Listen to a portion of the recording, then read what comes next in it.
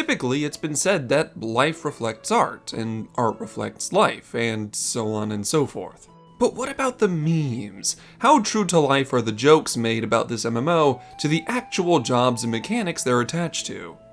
Well, today we're going to reveal what the lore behind your favorite Melee DPS job in Final Fantasy XIV says about your Warrior of Light, whether you knew it or not. Here we'll be starting with the monks. Hey monk mains. Remember stacks? Remember when stacks were a thing? Pepperidge Scribe remembers. I also remember those extreme mounts you still owe me. But monks are in a really weird spot. A lot of the old memes and jokes that we used to make about this job don't really apply anymore. Jokes about monks losing their stacks are no longer a thing. Fists of Wind giving them even more greased lightning is gone. They still don't have a ranged attack. And warriors are getting more punching abilities with every expansion. I see what they're trying to do to you monks. The warriors are trying to take your stees. But if you're a monk main that sees themselves as above all of these changes and warrior theft, you're closer to a monk's lore than you'd expect. Within the world of Final Fantasy XIV, monks were originally men and women who simply devoted themselves to the worship of Rhalgr, god of destruction. To properly honor him and give thanks for his blessings, the monks devoted themselves to two things: meditation and ritual combat. Through meditation, the monks would better understand themselves and their place in the universe. And through combat, they'd prove themselves worthy of Rhalgr's favor. Their existence was very simple, and they kinda liked it that way. Mortal attachments to things like wealth, titles, and even your own identity became less and less important the more devoted you were to the monk's path. The idea was to emulate Rhalgr. By abandoning their sense of self, a monk is no longer distracted by mortal things, allowing them to potentially reach enlightenment. And at that point, they're no longer trying to be a force of nature, they simply are one. If you've chosen monk as your main in Final Fantasy XIV, your Warrior of Light is the type of person who has abandoned their own ego to better see reality unclouded.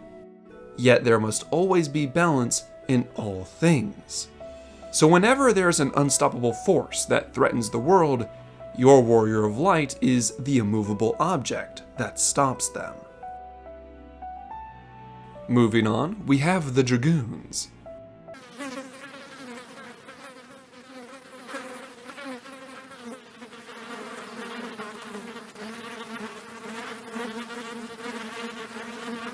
Yeah, I feel like the meme kind of speaks for itself on this one.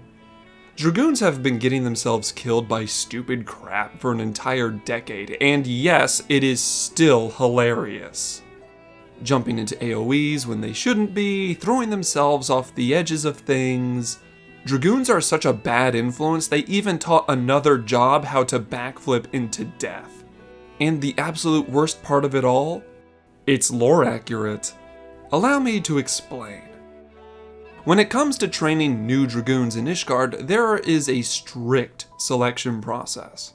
Not only did you need to be an esteemed Ishgardian knight, you needed to be amongst the best of the best just to be selected for Dragoon training. But it doesn't end there.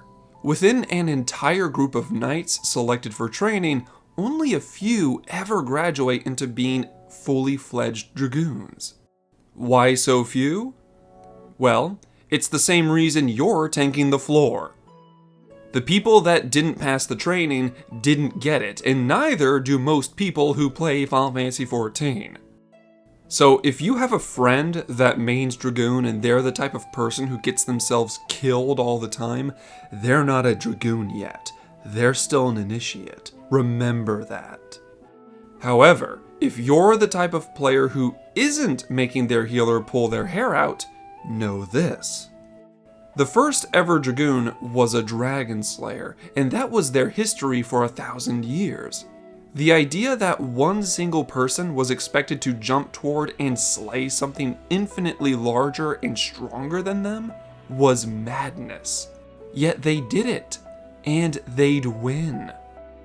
If your Warrior of Light is a Dragoon main, it means they've inherited a very dangerous, yet incredibly lethal fighting style. Dragoons were made to kill dragons. So if there are no dragons to slay, well, everything else is just on easy mode, isn't it? So remember, my friends, be a Dragoon. Don't be an initiate. Following up that sordid affair, we have the reclusive ninjas. Oh, you knew this was coming, don't you dare act surprised. Giant shurikens running with their arms behind them, summoning frogs. Honestly, the only Naruto reference I don't see here is the patented talk no jutsu, and frankly, I'm glad it's missing. There's already enough people shouting about the power of friendship in this MMO. The Warrior of Light doesn't need to be adding to that pile.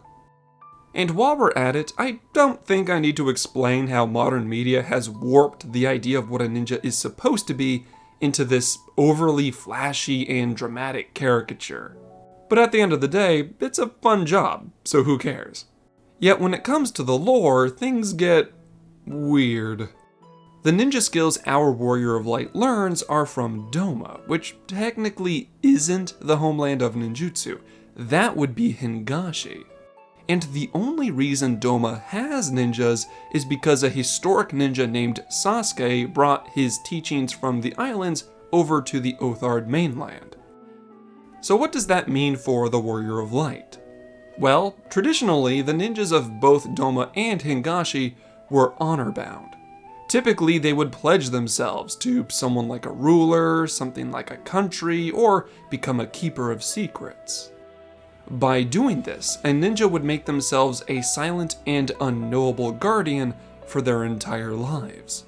Like monks, ninjas would give up their own wants and desires to better fulfill their duties. To them, a lifetime of thankless service from the shadows was a tremendous honor, as it takes a truly humble and disciplined person to do so for so long. If you've picked up Ninja to be your main in Final Fantasy XIV, you've chosen to work as the star's silent guardian for the remainder of your days. Whether that's to protect the people, hide any dangerous secrets you come across, or slay the villains that threaten the land, is ultimately up to you. But as a ninja, you will be expected to work honorably for your entire life, and never abuse your position for self-gain.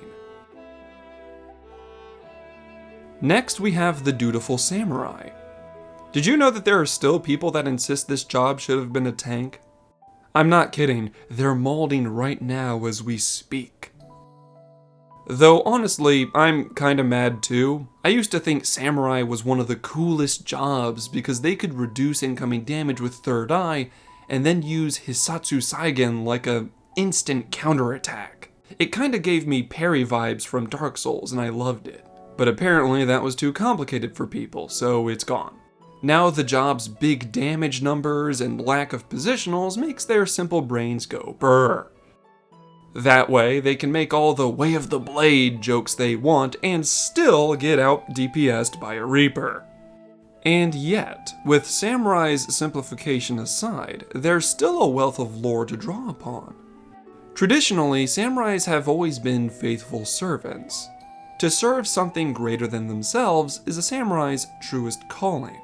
Typically, this manifests in the form of serving a lord or country, but on some occasions, samurais have been known to pledge themselves to more abstract concepts, like justice. Which brings us back to you. Indeed, you've willingly chosen servitude. But what that thing is ultimately up to you. It can be a place like Eorzea, a concept like justice, or even something as grand as the star itself. What you serve will define you as a samurai, and while the road you walk will be long, you'll have the skills to cut down any challenges that stand in your way. Lastly, we'll address the strength of a Reaper. Currently, Reaper is the only job that has the balls to copy the homework of a Gatherer. Absolutely shameless. And it's funny to hear people say Dark Knight is the edgelord when Reapers themselves are just one good striptease away from becoming an Umbral Witch in Bayonetta. But the biggest joke is, at the time of recording, Reapers still don't have any extended lore yet. So I can't even make a video about this job. Which brings us to what little lore we do have on them. Reapers sprang into existence when early Garleans fought to survive in Ilsabard's cold northern climate. Pure-blooded Garleans cannot cast spells, but after making contact with the right demons in the void, they were able to manifest void magic. This, in combination with scythes as their chosen weapon, would see them turn into some of the most dangerous assassins in history.